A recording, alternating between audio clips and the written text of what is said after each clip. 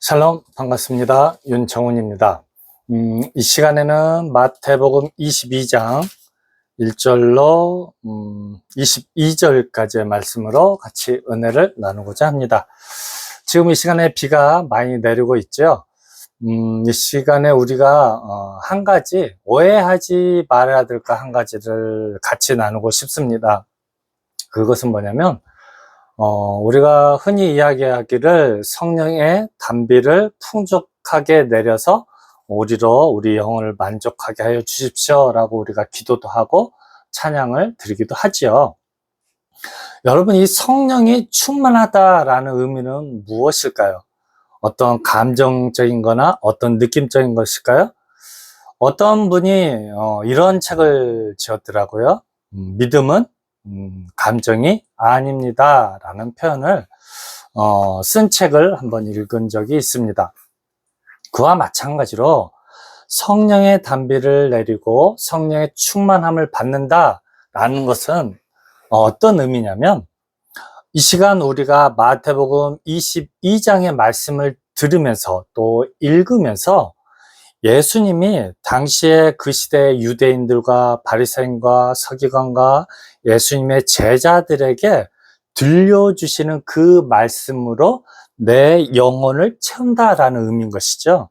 즉, 예수님 생각으로 가득하다라는 것들을 다르게 표현하면 성령의 은혜를 받는다라는 의미로 표현할 수 있고, 성령의 단비를 받는다라는 것이죠. 다르게 표현하면 생명의 말씀을 듣는다라는 것이죠. 생명의 말씀으로 가득 채운다라는 것을 다른 의미로 성령의 단비를 맞는다, 성령으로 충만해진다라는 의미라는 것이죠.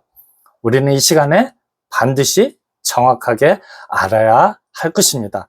정확하게 알고 그 단어를 써야 할 것입니다. 성령의 충만함이란 우리가 하나님의 말씀을 읽는 이 시간을 의미하는 것이고, 이 마태복음 22장 말씀을 통하여서 우리 예수님께서 우리에게 들려주시는 그 생명의 양식을 듣고 먹는 것이 성령의 충만한 것임을 우리는 반드시 기억해야 할 것입니다. 1절입니다.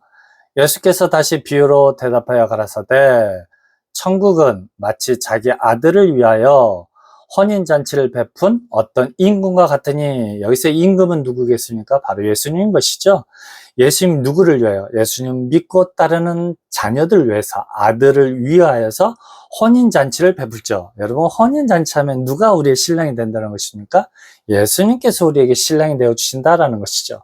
이제는 예수님께서 죽으시고 부활하셔서 성령으로 오실 때에, 성령 하나님을 내 마음속에 영접할 때에 우리가 신랑 대신 예수님 우리 마음속에 영접하는 것과 동일하다라는 것입니다.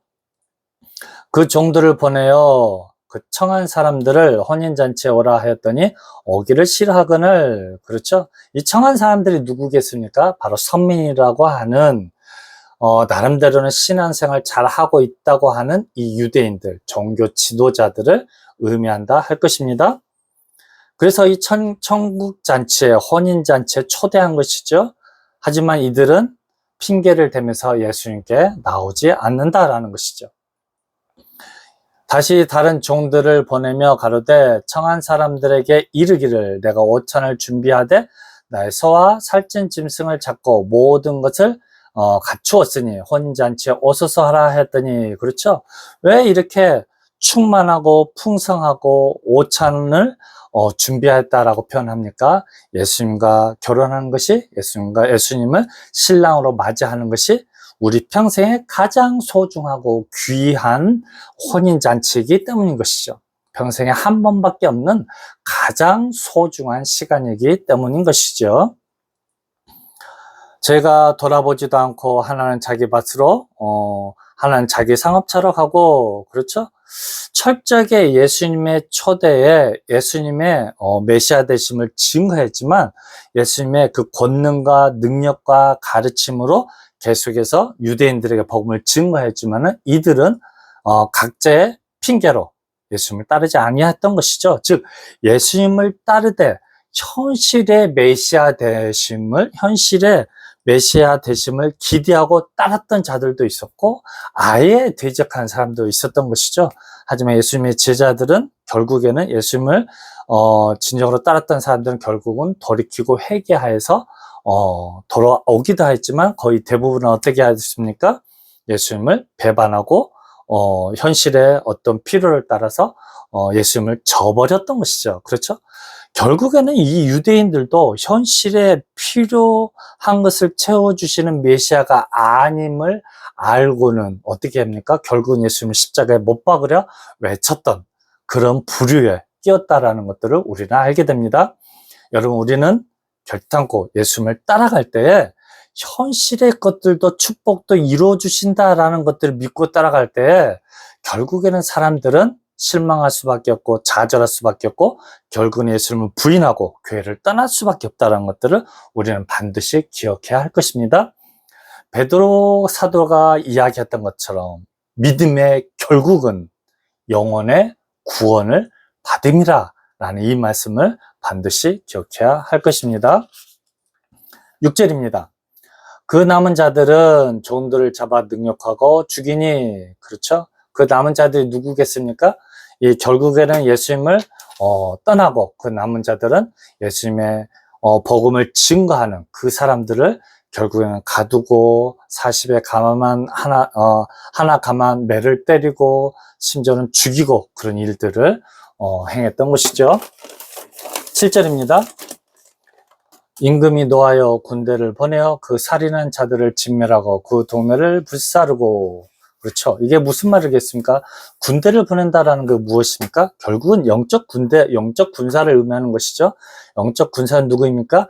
하나님의, 성령 하나님의 전신갑주를 취한 하나님의 사람들을 이야기하는 것이죠. 예수님의 제자들을 이야기하는 것이죠. 성령으로 말미암아서 예수님의 제자가 되어서 복음을 증거하는 사람들을 일컫는 것이죠. 그들에게 이제는 성령으로 말미암아서 예수님의 전신갑주를 취하고 하나님의 군사가 되어서 온 천하에 복음을 증거하는 사람들에게 증거하는데 그들의 복음을 받지 않음으로 말미암아서 죄사함을 받지 못하여서 영원 형벌을 받는, 이제 그것을 무엇으로 표현하고 있습니까? 진멸하고, 그렇죠. 그 동네를 불사르고 라고 표현한 것이죠. 왜냐하면 결국은 복음으로 말미암지 않고서는 죄사함을 받지 못하기 때문인 것이죠. 8절입니다. 예, 종들에게 이르되 혼인잔치는 예비되었으나 청한 사람들은 합당치 아니하니, 그렇죠? 청한 사람들은 누구입니까? 곧 유대인들, 종교 지도자들, 그렇죠? 나름대로는 이스라엘 선민이라고 생각했던, 즉 하나님의 말씀을 통해서 메시아를 기다리고 있던 그 사람들을 뭐로 표현합니까? 청한 사람들은 합당치 아니하다라는 것이죠. 왜요? 예수님을 부인하였고 심지어는 성령으로 오신 예수님을 인정하지 않았기 때문인 것이죠. 그래서 혼인잔치는 예비되었을 때, 그렇죠. 언제 예비되었습니까? 예수님께는 육체로는 죽임을 당하시고 이는 성령으로 말미암아서 우리에게 함께 하셨던 것이죠. 우리에게 오신 것이죠. 제자들의 입술을 통해서 복음을 증거하게 하신 것이죠. 그래서 뭐라고 표현합니까? 혼인잔치는 예비되었다라는 것이죠. 이 시도 동일하죠. 성령 하나님께서 우리를 혼인잔치로 초대하고 있는 것이죠. 그래서 성령 하나님께서 이스라엘 민족에게, 일곱 교회에게 명하시는 그 음성을 들을지어다 라고 우리의 마음 문을 두드리고 계시는 것이지요. 9절입니다. 사거리 길에 가서 사람을 만나는 대로 혼인잔치에 청하여 오너라 한대. 그렇죠? 이제 예수님의 제자들이 성령에 충만하여서 온 유대와 사마리아와 땅끝까지, 심지어는 이 시대 저와 여러분들에게까지도 무엇입니까? 초대장을 보내고 있는 것이죠. 누가요? 성령 하나님께서 보내는 것이죠. 그렇죠. 이것을 우리는 반드시 기억해야 합니다. 목사들을 입술을 통해서 보내는 것이죠. 누가요? 성령 하나님이요. 그래서 절대로 이제 목사들은 도구이다라는 것들을 반드시 이해할 것입니다. 그들을 받들어 섬기는 것이 아닙니다. 우리는 이 시간에도 동일하게 도구를 사용해서 역사하시는 성령 하나님의 음성을 반드시 들어야 할 것입니다. 우리 목사님, 장로님, 권사님, 집사님들은 주의 일을 하는 같은 동료요, 협력자요, 형제요 자매인 것이죠. 주 안에서 형제인 것들을 반드시 기억해야 할 것입니다. 그들은 우리의 리더가 아닙니다. 우리 성령 하나님의 어떤 쓰임을 받는 도구인 것을 기억해야 할 것입니다. 저도 마찬가지인 것이죠. 10절이요. 종들이 길에 나가 악한 자나 선한 자나 만나는 대로 모두 데려오니 혼인 자리에 손이 가득한지라. 그렇죠. 악한 자는 누구입니까? 유대인들이 보기에 악한 자인 것이죠. 죄인들인 것이죠. 이방인들을 가르치고 있는 것이죠.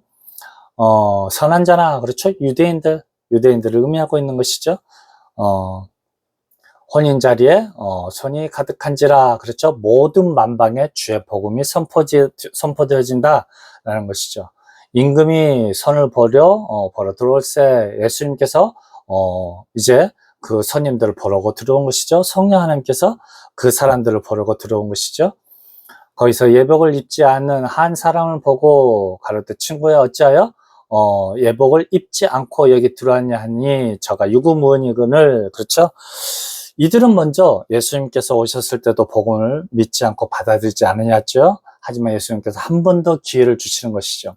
성령으로 말미암아서 거듭 태어난 예수님의 제자들로 말미암아서 이제 성령 하나님께서 그들의 입술을 통해서 또 복음을 증거하고 있는 것이죠.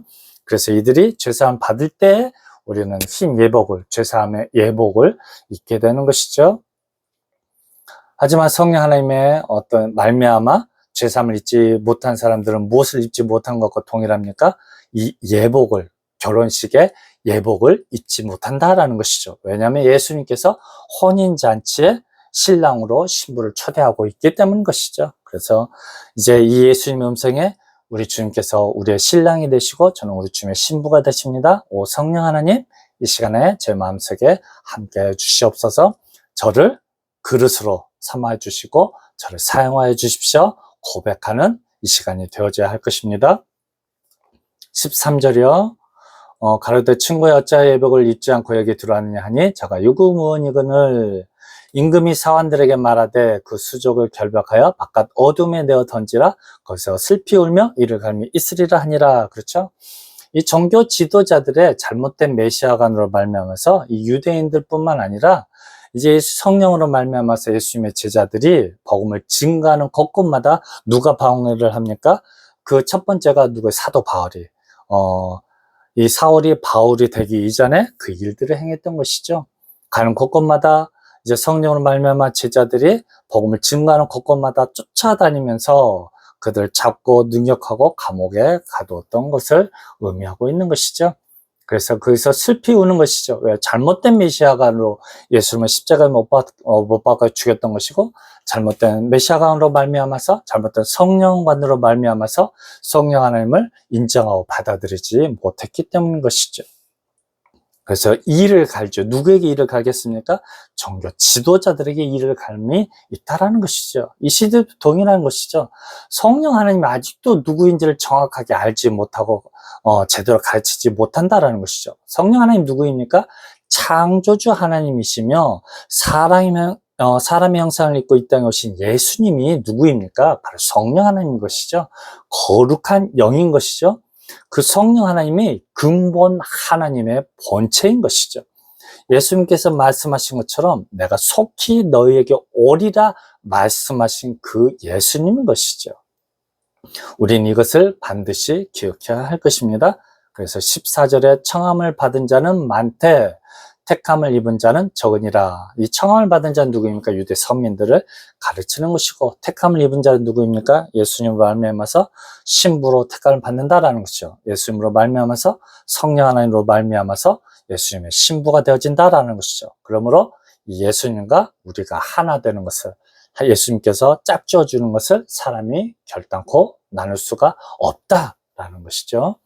15절입니다. 이에 바리새인들이 가서 어떻게 하여 예수로 말에 얼매에 걸리게 할까 상론하고, 그렇죠? 이 바리새인들은 예수님 믿지 않았던 것이죠. 그래서 철저하게 말장난으로 예수님을 시험에 들게 하려고 하는 의도를 가지고 있는 것이죠. 이 시대도 동일한 것이죠. 이 시대도 결국은 말장난으로 사람을 미혹하게 하는 것이죠. 사단도 마찬가지죠. 말장난으로 아담과 하와를 미혹하여서 결국은 넘어져서 쓰러지게 하는 것이죠. 죽음에 이르게 하는 것이 사단의 역사인 것이고, 여기에는 바리새인들의 역사다라는 것이죠. 자기 제자들을 헤롯 당원들과 함께 예수께 보내어 말하되, 선생님이여, 우리가 아노니 당신은 참되시고 참으로서 하나님의 도를 가르치시며 아무라도 꺼리는 일이 없으시니 이는 사람을 외모로 보지 아니하심이니이다. 참 말은 진짜 바르게 하고 있지요. 하지만 어떤 말입니까? 지금 노골적으로 정죄하고 있고 노골적으로 약 올리고 있는 것이죠. 헤롯 당원들하고 같이 보낸다라는 것은 무엇입니까? 유대인에게도 올무로 걸리게 하고, 헤롯 당원, 그 시대의 로마의 정치적으로도 올무에 걸리게 하는 그런 말을 가지고 이제 시험하고 있다라는 것이죠. 그래서 17절에 그 올무를 이야기하고 있습니다. 그러면 당신의 생각에는 어떠한지 우리에게 이르소서. 가이사에게 세를 바치는 것이 가하니까 불가하니까 한데, 그렇죠? 이것은 양쪽으로 어떤 것을 선택하여도 다 옮게 된다라는 것이죠. 왜요? 가이사에게 세를 바쳐야 된다라고 하면 이스라엘 민족에게는 이제 이스라엘 민족의 배신자, 반역자가 되는 것이죠. 또 만약에 가이사에게 세를 바치면 안 된다라면 어떻게 됩니까? 이제 역모를 꾸미는 이 헤롯 당원들에게 잡혀갈 수밖에 없다라는 것이죠. 그래서 어떤 것을 선택해도 예수님은 자기의 말로 이제는 잡혀갈 수밖에 없다라는 것이죠. 이 교묘한 올무로 이제 미혹하고 있다라는 것이죠. 그래서 18절에 예수께서 저희의 악함을 아시고, 그렇죠? 이 16절에 이 바른 말을 하는 것은 무엇은 의도입니까? 악한 생각에서 나오는 바른 말인 것이죠. 그렇죠? 18절이요. 예수께서 저희의 악함을 아시고 알아서다 외식하는 자들아 어찌하여 나를 시험하느냐라는 것이죠. 결국 이 악한 자들은 결국은 시험하고 있다라는 것이죠. 어떤 의도를 가지고 시험합니까? 넘어지게 하려는 의도를 가지고 시험한다라는 것이죠. 어떤 것을 선택해도 넘어질 수밖에 없다라는 것이죠. 그래서 예수님께서는 대답도 안 하시고 상대도 안 하시고 주 너의 하나님을 시험하지 말라라고 선포하는 것이죠. 19절이요. 새 돈을 내게 보이라 하시니 데나리온 하나를 가져왔거늘, 예수께서 말씀하시다. 이 형상과 이 글이 네 것이냐? 가로되 가이사의 것이니이다. 이에 가라사대 그런즉 가이사의 것은 가이사에게, 하나님의 것은 하나님에게 바치라 하시니. 그렇죠. 완전한 완벽한 대답을 해주고 있는 것이죠. 가로되 저희가 이 말씀을 듣고 귀히 여겨 예수를 떠나가니라. 그렇죠? 이 바리새인들은 무엇입니까? 표면적으로는 예수를 믿는 자이지만 그 내면적으로는 예수님을 부인한 자다라는 것이죠. 여러분, 이 시대 우리도 그런 사람이 되어서는 안 될 것입니다. 표면적으로는 바른 말을 하는 것 같습니다. 표면적으로는 정말 하나님을 신실하게 믿는 것 같습니다. 철저하게 율법에 완전한 자 같습니다. 하지만 그 마음속에 예수님이 없고요. 그 마음속에 성령 하나님이 없다라는 것이죠.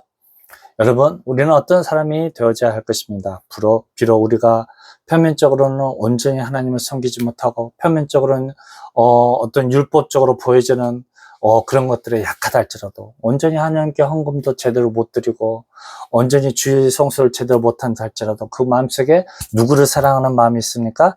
예수님을 사랑하는 마음이 있고, 이 말씀을 사모하여서 정말 예수님 말씀대로 따르기를 소망하고, 정말 예수님을 내 마음속에 품고 예수님과 동행하기를 원하고, 이 현실의 어려움을 바라보지 아니하고 영원한 하나님 나라의 소망을 두고 살아가는 그 마음으로 믿어 의에 이르는, 정말 표면적인 신앙이 아니라 정말 마음으로 우리 주님을 사랑해서 마음으로 정말 우리의 신랑 되신 예수님을 고백할 수 있는, 정말 이 비가 오는데 이 성령의 단비로, 이 성령의 단비가 무엇입니까?